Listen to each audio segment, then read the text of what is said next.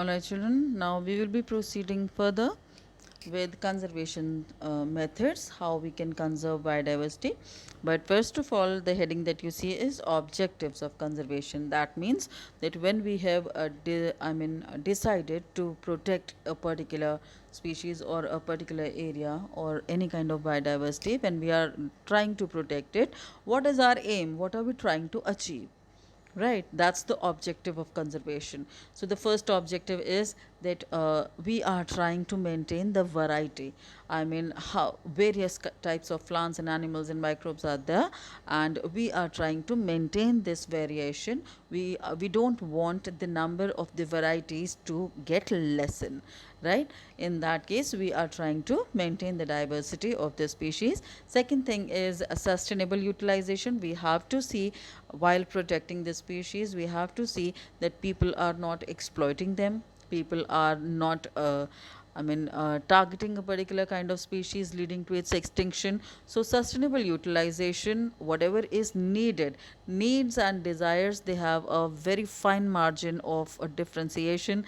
Needs can be fulfilled by nature. Nature has enough to fulfill the needs, but desires are endless, limitless. So in that case, we are not supposed to have, we are not there to fulfill our desires. Rather, we are exploiting the resources for our need fulfillment. In that case, sustainable utilization means efficient utilization. Judicious could be a proper word. Judicious utilization of resources of plants and animals is needed, is the need of the hour, and we have to take care of this. We have to monitor whether the people are following it or not. The third one here is to maintain the life supporting systems and essential ecological processes. This is something which is related to the ecological concern, that we know that already variety of plants and animals, they are maintaining the food chain in the ecosystem. They are maintaining the water cycle, the nutrient cycle, the soil fertility. So many features are there, the gaseous balance. So many things are there which are balanced by this biodiversity. So we have to see that we are continuing with such balance without harming the biodiversity. Right children, this is something very general, not to be mugged up. You should be knowing it generally as a matter of concern. Now we are proceeding further with the methods. I have written all the alternative terms there. See, you may be asked what are the different methods or what are the different ways of conservation of biodiversity. Straight away we will be seeing what you have to understand here is there are certain technical terminologies. In situ conservation is the first method, and second method is ex situ conservation. Now situ is a Greek word basically for site, location. In situ means on site conservation, and ex situ means off site conservation. Now on and off means that when you are protecting a particular animal or a particular habitat on, naturally you are not taking the animals out, you are not taking the plants out to your area and protecting it. Rather, you are conserving them in their own habitat, and that means the whole habitat is actually protected, because you are not allowing any kind of exploitation in that area in order to protect the plants and animals of that area. Right, this is in situ conservation, and this is on site in the natural habitat of an organism. Right, when you talk about ex situ, the operative word comes out as the artificial habitat. That means the plants or animals which are actually to be conserved, they are taken out of their natural habitat, they are taken to the artificial habitat maintained and supervised by the human beings, and there the species is protected. Right, so natural habitat and artificial habitat, this is something operative to be mentioned. Right, then you come to the advantages of in situ conservation. Advantages, the first one is cost effective. You don't need, suppose you know that okay, an area is having a wide variety of plants and animals, and it can be protected, so you just mark a boundary there, and you don't need to do anything inside the natural habitat. You just have to refrain the people from going into that habitat so that they don't damage the biodiversity. So in that case, the whole process comes out to be very, very cost effective It's a convenient method because you don't have to use your skilled expertise there, you don't need to be trained and all, you don't have to be very much familiar with the animals because you don't have to interact with them, right? So animals have to live totally in their wild manner, right? Another one is large number of living organisms can be conserved. Why? Because you are not targeting a particular animal here when you are protecting through in situ method. In that case, suppose you have declared an area as a protected area, in that case the plants, the animals, the soil, the water resources, every resource of that area is basically conserved. So you are not actually conserving a particular species, you are conserving the whole ecosystem, right? Another one there is that human interference is not there, because since we already know that it's the humans only who are leading to the loss of this biodiversity. So in that case, human interference is not at all allowed in situ conservation. If human interference or if visiting, I mean sometimes we do we do visit these in situ areas, the protected areas, but we go with permission, right? We don't enter these areas without permission. Okay, some exceptional cases are there, but otherwise for common mankind the permission is needed by the concerned departments. Okay children, so after this, if you see the examples are national parks, wildlife sanctuaries and biosphere reserves. You people have already few have told me that you have studied this at the level of class ninth, and this is a kind of revision for you. I will just be guiding you how you have to write and what is the operative word which is important. I know that you people have studied everything earlier also, and you have the notes too, but you keep a record of these notes because probably you won't be finding your notes much similar to this. If I have to make any change, I'll be making in mine, and you see what changes I have done. Okay, so national parks, wildlife sanctuaries, biosphere reserves, this is according to your syllabus, but you do have few more like wetlands. Now wetlands are also included in the in situ conservation examples, right? Wetlands are basically the marshy areas. In Hindi, you call it the Kichad wala area, the Daldal area, right? Marshy areas having water and, I mean, a combination of water and terrestrial habitat. That's why wetlands are considered very rich in biodiversity, because they have both type of organisms and plants in such area, aquatic and terrestrial combination, right? When you come to national parks, I have written the features here.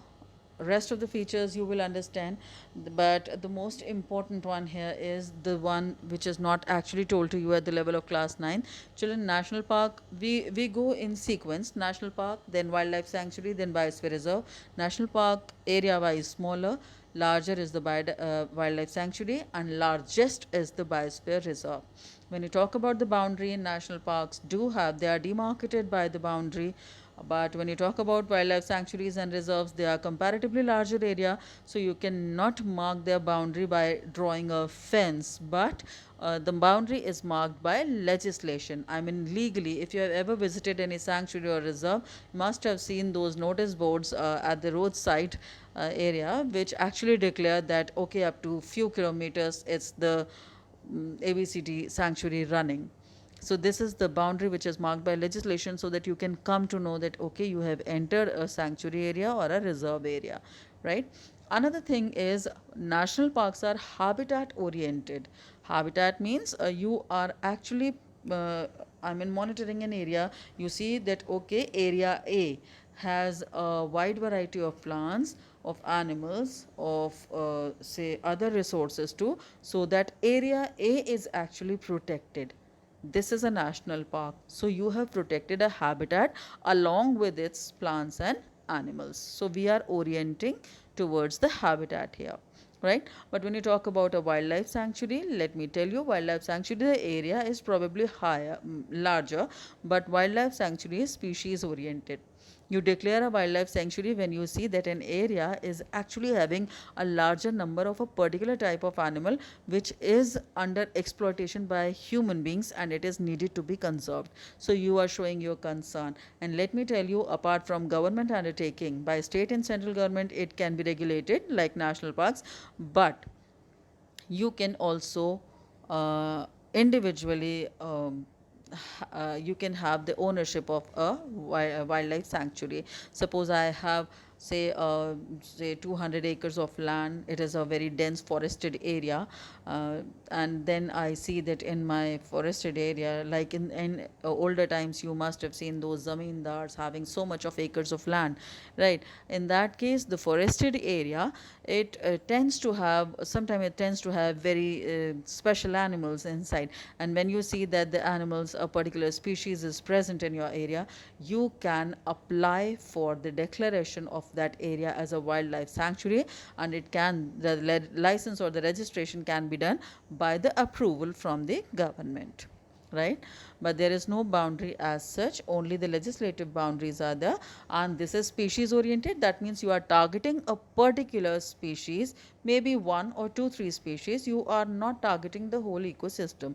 But since you have not allowed human beings to get into the area for any commercial practice, in that case, I mean, you cannot open an industry in such area, or factory, you cannot install a factory in such area. So in that case, the area becomes protected from those unfair practices done by human beings, right? I have mentioned what kind of practices can be performed in national parks, what kind of practices can be performed in a wildlife sanctuary. You can see timber harvesting, cultivation, collection of woods and forest products are there, but you cannot do any such practice which is going to harm the conservation strategy, right?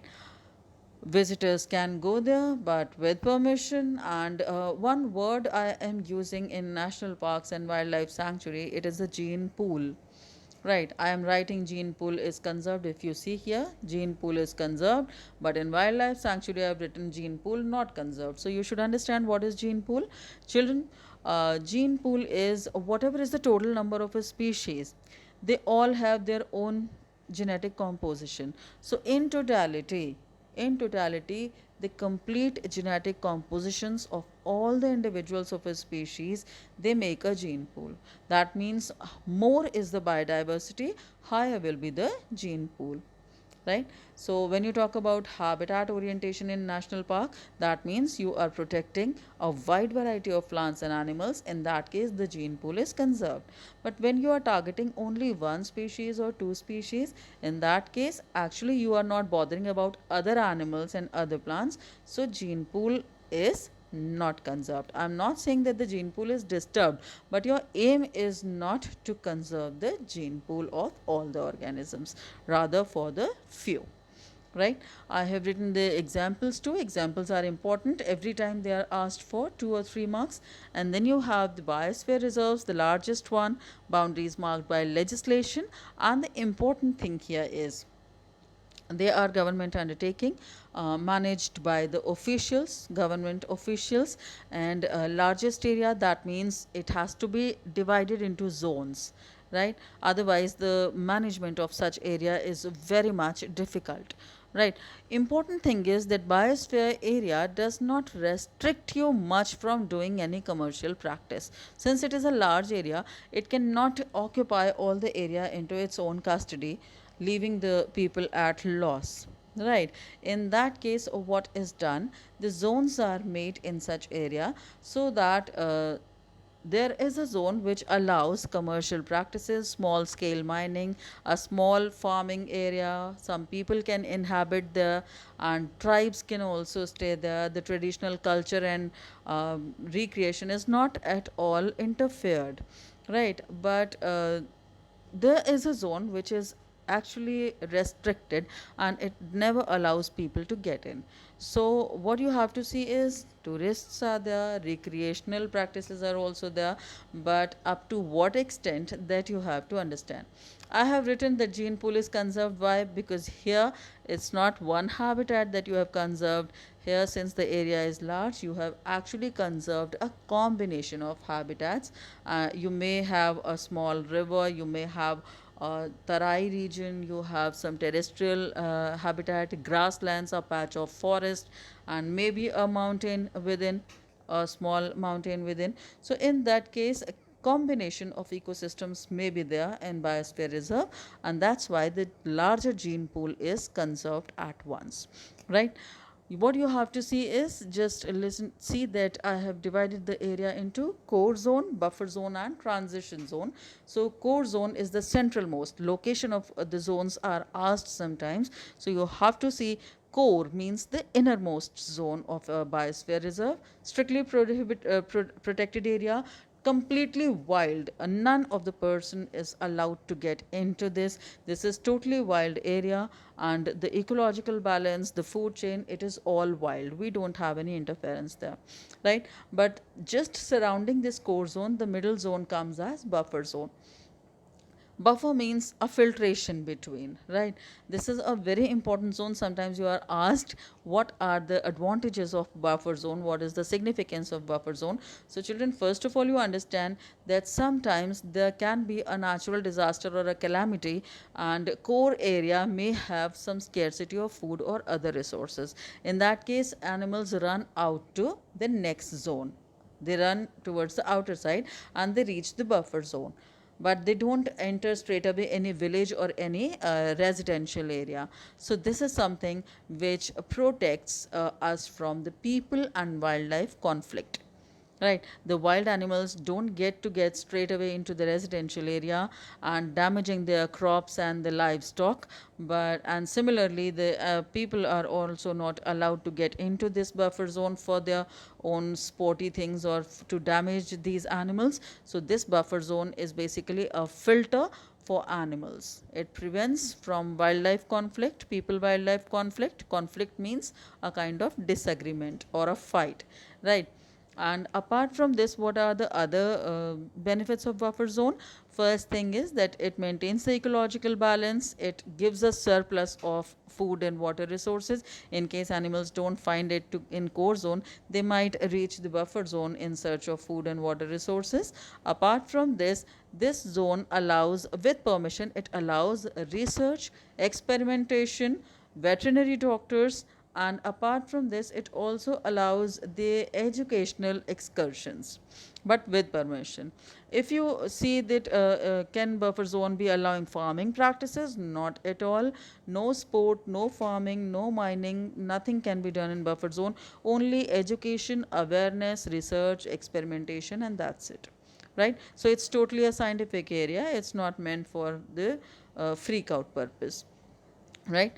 And then you have the transition area, the outermost zone. I have given you a picture here. This will be helping you out, and you can draw this whenever you are going to explain anything about such topics. Transition area is the outermost area. You can see that small houses are also constructed in this area. This shows that this is the manipulation zone. Manipulation zone means the outermost zone where the government officials may have their residential colonies, offices, or the small scale villagers who can do small scale farming or small scale mining or grazing of animals. I mean, any small scale practice which is not going to harm the environment is actually allowed here, right? So I believe that now you understand all about in situ conservation, and I conclude my video here. I'll be proceeding further with ex situ conservation in the next video.